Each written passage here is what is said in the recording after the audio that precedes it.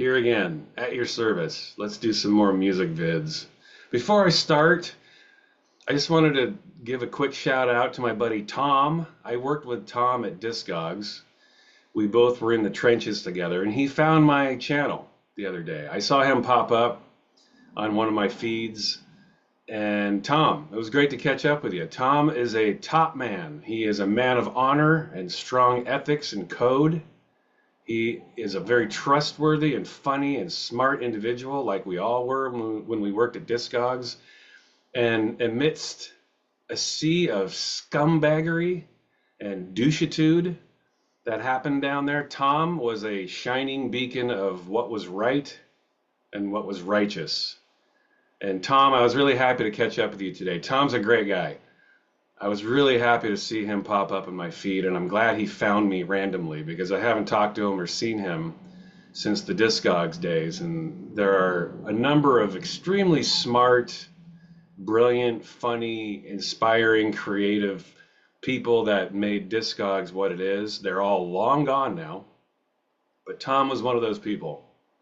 I actually had a hand in hiring Tom. That's what I thought of Tom. I thought he was a great guy. I still think he's a great guy. Tom, if you're watching this, it was great to catch up with you. You are a great guy. Now, Tom, I will say you still have shitty taste in music. And that's what I really wanted to say. That's the real reason I'm glad you found my channel, is now I can guide you through a deep, dark crevice you have in your heart when it comes to having good taste in music. Now I can lead you down the path to what's good and what's not good. But in all seriousness, Tom, it was great catching up with you. Tom's a great guy. He's the kind of person you want in your life. You know, it's rare to work for a place that makes you feel awful and shitty and engages in psychological torture on a daily basis. And Tom was one of the people that you could depend on to do the right thing. And you wouldn't think that would be a rarity, but it is a rarity. Not a lot of people have the balls to stand up and do the right thing. Tom did, and Tom, thank you for that. I will always deeply respect you for being a man of honor and a man of strong code and ethics. All right, let's get into New Order movement, shall we? And I'm going to show the version I have, which is this. I have the US edition, and I have a UK edition, and they have slightly different covers. But the UK edition, the one I have at least, kind of has a bluish cover. But this is the US cover, and I'm going to show this. And I'm going to show a number of singles. You can see their names already here in my tabs. I've got them all hot and ready to go. I'm going to try to talk about the singles that were associated with this first album. I think the singles are actually better than any tracks on the album. But I'm going to start at the beginning, and I'm not going to give you a history lesson on New Order. You know who they are. We know who they are. We all know why we love them. We know what band they were in beforehand. I'm not going to get into all that boring shit. You already know this. This is for intermediate and expert users only. I'm not talking to beginners here. There's plenty of boring shit on YouTube for you to dive into and learn about who New Order is. I'm not going to be that person. I assume that you know who these guys are and you are well versed in the brilliant catalog that is New Order. This is their first album. It came out in '82, as you can see. This, in terms of the '80s New Order, and I don't have a lot of time for anything that's post-Technique. Basically, I think when New Order did Republic, I feel like that's when they started taking a dump. That's when their music got pretty boring. Republic has some brilliant moments on it, but I'm not a fan of anything New Order did Republic onwards. I'm just not. I'm a very big fan of everything they did in the 80s, basically. I think New Order just consistently changed shit up and changed the industry and changed music, and everything they did in the 80s was just life-changing. It was really good. Movement is my least favorite New Order album in the 80s. I think it's good. I think it's a band trying to find their footing and figure out who they are after Ian Curtis went away, and it was kind of awkward, and it's certainly not bad. I mean, it's very good in its way, and it's also kind of disjointed, and it doesn't work in a lot of ways. But I think it's a pretty solid album. It almost feels like more of an EP. There are only 8 tracks, and none of them are very long. It just feels like an extended EP, really.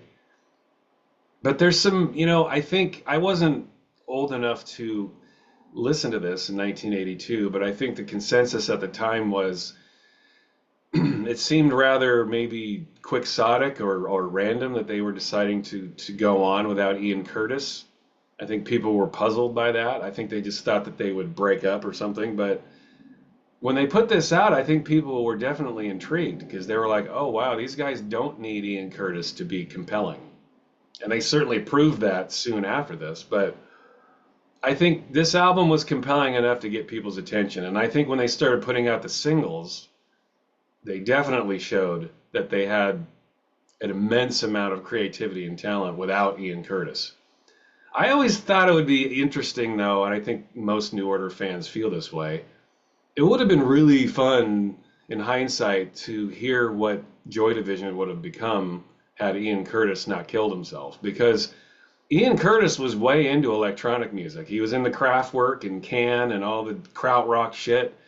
I think New Order would have gone in this electronic direction with Ian Curtis. I think that would have been a foregone conclusion. It just would have been cool to hear how Ian Curtis would have taken it. Obviously, we were never going to find that out, and that's the way it is. But this album is just not my favorite of the 80s. It's my least favorite. Doesn't mean I don't like it. I like it. I just think it's kind of awkward. It's a very muddy sound.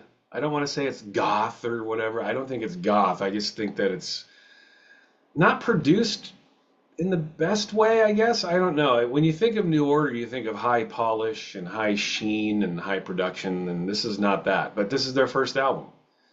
They're figuring this shit out. I do also want to mention really quickly, I think this is the very first record that Flood popped up on. I don't think he wasn't producing yet. He was like a T-boy or something, but I think this is where the producer Flood got his start. Flood, aka Mark Ellis. I think. I have read that somewhere that this is where Flood started, and Flood is one of the greatest producers of all time. We all know that. He started here, man. Now again, he didn't produce it, but he was in the studio. He was doing something related to this album, and I'm not quite sure what. This is the U.S. edition on Factory. Factory did have a U.S. portion of their label at this time. Here's the back side. That's not code for anything, by the way. Or maybe it is. You'll never know. Dreams Never End. I mean, Dreams Never End, I mean, that might be the best track on the album. Truth Senses. A very solid, oh, there he is. John, assisted by John and Flood. God, I don't know that I ever noticed that he's on the back. I obviously noticed Martin Hannett, but there you see Flood. I think this is the first time you ever saw Flood's name on a record. Flood, the man, the myth, the legend. There's another man, myth, legend right there, Martin Hannett. There's plenty to like on this record, don't get me wrong. You get some beige labels. Again, there are multiple versions of this album. This is the version I have, so I'm going to speak to this one. And my version, like this, has this little stamp. It's a generic inner sleeve, but it does have a factory stamp on it, so that's kind of cool. Mine does have this. They did reissue this too, some point in the last decade. It was like a box set. They put a record in there, and there are some CDs and some other shit. I think there's a book. I haven't checked that out. Do any of you have that? What do you think about that press? Is it a good press? Is it worth picking up? They've reissued pretty much everything New Order did at this point, I think. I mean, not everything, but most of it. But New Order Movement, yeah, it's just kind of an awkward album for me, and it makes sense. It's their first album. They were trying to figure out who they were and what direction they wanted to go to. I've seen in past interviews with Barney Sumner, he mentioned that he lifted some lyrics from Ian Curtis after he died. I think they were trying to fulfill that sound they had as Joy Division, but they were also trying to go in a new direction. Obviously, New Order. I think that was, in some ways, a very literal band name. They were trying to go in a new direction. So this album represents that. Cover is by Peter Saville, of course. I would guess he's back here somewhere. Yep, there he is in the bottom. Peter Saville, I mean, a member of New Order in his own right in many ways. Designed, I don't know, has he designed all of their covers? He certainly designed them all the way up through the 2000s, and did he go up through the 2010s? I don't know. He definitely did everything they did up through Get Ready, I think. Did he do Get Ready? Yeah, I don't know that I'll ever do a video on Get Ready. Maybe I will. Not my favorite New Order moment, but yeah. What do you think about Movement? Yeah, it's as I look back on it, and I think I've listened to it many, many times. It's a hard album for me to listen to because for me personally, this is not the sound that I love when it comes to New Order, and I know this is gonna be blasphemous, but I'm not a huge Joy Division fan either. I deeply respect Joy Division. I love their approach and Martin Hannett's production. I think that they should be heralded and celebrated the way they are. It's kind of a tricky thing to say, but it's just I deeply respect them, but I'm not a huge fan of the music. It's tough for me to listen to. It's very heavy and very, I don't know. It's just not a sound that I normally gravitate towards. But of course, I deeply respect Ian Curtis and the band, and obviously the other members of New Order. Peter Hook's bass line, and I deeply respect these guys. I'm just not a huge Joy Division fan, and I think if any New Order album sounds like Joy Division, it would be Movement, for obvious reasons. This is their first album. It's good, just not my favorite. Now, I want to get to the stuff that I am deeply passionate about. This is Ceremony, obviously, and In Lonely Place is the B-side. Love this song. And I remembered specifically seeing an interview with Barney where he said he just lifted Ian Curtis's lyrics for this. Ian Curtis had a notebook of lyrics, and as far as I understand, Barney just stole them basically. Like, yeah, I'm using these. Let's do this. Great song, though. I think Ceremony is a brilliant song, one of their best. And this version on this green 12-inch, this is the initial 12-inch. The original recording of this is brilliant. They re-recorded this on a different 12-inch with a white cover, which is excellent, but I don't think it's as good as this one. This one's just more raw. It's more wriggling and raw, as Andy Serkis, as Gollum would say in the Lord of the Rings.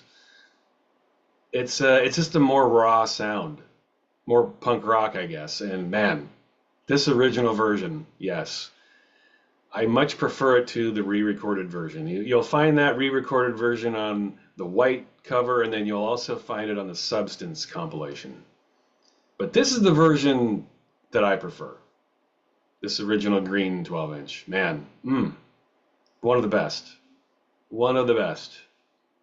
Speaking of one of the best, Everything's Gone Green. Now this 12-inch I think came out before Movement. Did this come out before Movement? Yeah, it says 1981.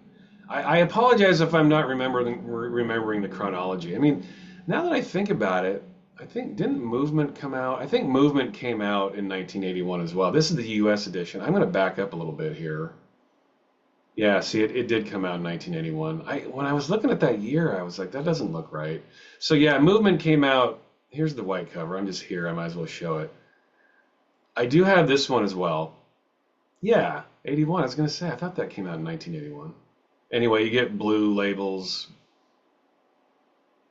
I'm sure the minute I said it came out in 1982, people were furiously typing on their keyboards. Excuse me, it came out in 1981 in November, sir, please. Yeah. It came out in 1981. Shut the fuck up. 1981, there you go. So I'm pretty sure Ceremony preceded Movement, but I think Everything's Gone Green come out before or after? I don't know. At any rate, this, for me personally, this right here, one of the greatest New Order tracks of all time. Top 5 for me. Everything's Gone Green. You guys out there who are techno fans and electro fans, this is a holy grail record for this. This is early prototype techno punk right here, man. This was so far ahead of its time, and I still think it is, obviously, but unbelievable song. Everything's Gone Green, one of the great electronic tracks of all time. I'm talking about in the techno world, in the house world, I don't care world. It's a dance track. This is where New Order started really spreading their wings and showing which direction they wanted to go to, and really showing that they had some immense talent in an entirely new world and genre of music. A brilliant track. Everything's Gone Green. Absolutely amazing. And these two B-sides are nothing to shy away from either. Cries and Whispers and Mesh. Fantastic B-sides. Beautiful stuff. But for me, right here, fucking gorgeous song. One of the best. One of New Order's best. One of dance music's best. This is like a prototype techno track right here. Anybody who wants to argue with me, I don't care. This is like early techno punk right here. It doesn't get any better than this. An amazing song. This is a 7-inch they put out around that time too. This is Procession. Everything's Gone Green is on the B side, obviously. Procession is more of kind of like the sound of that one kind of falls in line with what the first album does to some extent. It has that kind of sound. I don't want to try to put a name on it. Procession's a great song. And then again, it's got Everything's Gone Green on that B side. Right here, man. That's all it's about right there. And then I'm going to talk about this associated with Movement, Temptation. This came out in 1982. We all know Temptation. We all know this one. We all know it from, I think a lot of people know it from Trainspotting. That's the re-recorded version they did for the Substance soundtrack. The Substance compilation. That's the version you find on the Trainspotting soundtrack. You hear that 1987 re-recorded version. This is the original 1982 version. Backed with Hurt. Another fantastic dance track. Almost industrial in its nature. This is great shit. One of their best singles. I prefer this original version of Temptation. The lo-fi, kind of fuzzy, scuzzy, original, kind of dirty production. I prefer this one. And maybe that's because I heard it before that re-recorded version. I don't know. Sometimes I feel like, as a human being, I tend to gravitate toward versions that I've heard before. When I hear something that comes after it, another version, I'm like, well, yeah, but it's not as good as that original. But I think that's just a human, I don't know. I think that's a human emotion at work there. I think we're just used to that first one. And so we hear a re-recorded or a remixed version. We're like, yeah, but it's not as good as the first one. It's not necessarily sensical that we believe that. I think it's just, we've got that special place in our hearts for this original version. But this is my preferred version, Temptation, this original one. And Hurt, again, great song. I think these tracks on these singles are infinitely better than anything you find on the album Movement. But I do think they all go together, especially this one. I think if you have Movement, you've got to have these other ones too. And I would guess that most New Order fans who love Movement, you have all these singles. I mean, you just have to. These all go together. It's all that early couple of years, first couple of years of New Order's genesis. Fantastic, brilliant, some of the greatest music that we've ever heard in our lives right here. Just amazing stuff. And this is Movement. That is my take on this first album. I like it. I don't love it. I've revisited this many times over the years, and it's just not an album that I necessarily gravitate towards. I've really tried, but it's just that early awkward part of their career that I've never been able to get into. It's interesting too. This album is pretty much rock. I mean, you don't hear a lot of electronics going on here. You hear the electronics more on the singles. Not so much Ceremony and In a Lonely Place. You don't hear a lot of it here, but you hear it here. Not so much here, although you do get Everything's Gone Green on the B-side, but you hear it here and you hear it here. Particularly here.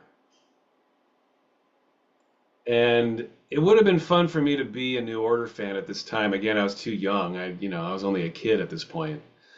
Those of you who were old enough to be buying these records when they were new, what was your experience with this? I love hearing those types of stories. Ian, were you into New Order back then? Let me know your experience. Ian is one of my fellas. He's one of my dudes on this channel, and he's in his 60s and he knows his shit. And he was into all this stuff. Ian, what do you think? Did you get into all this stuff when it was new? Movement. There it is. Go listen to it again because we love that album, don't we? Until next time. Later.